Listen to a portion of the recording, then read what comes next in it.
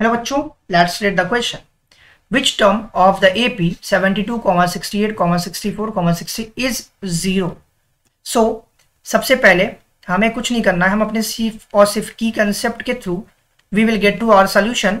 So the key concept is, अगर इस type के क्वेश्चंस में हमें अगर कोई टर्म्स निकालनी हो और उसकी वैल्यू दी गई हो तो हम सिंपल फॉर्मूला यूज करते हैं. A N is equal to A plus N minus one into D. जहां पे ए एन आपको दिया गया है 0, वेयर ए एन की वैल्यू हमें मेंशन्ड है 0.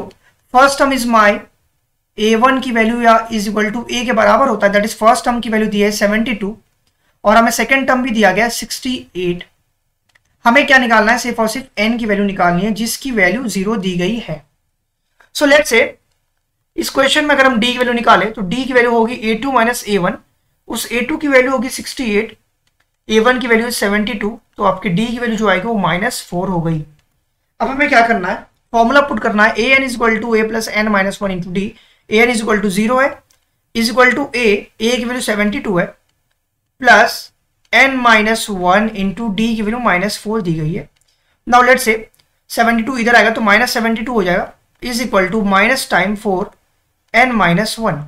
माइनस से माइनस कैंसिल आउट, तो हम लिख सकते हैं क्या, n माइनस वन की जो वैल्यू होगी वो 72 डिवाइडेड बाई 4. 4 1 जा 4, दिस विल बिकम 4 1 जा 4. Now 4 is 32. देयरफॉर n की जो वैल्यू होगी वो n is equal to 18 plus 1, that is 19th term होगी.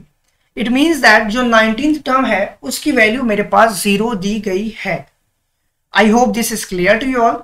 Thank you very much for watching this video.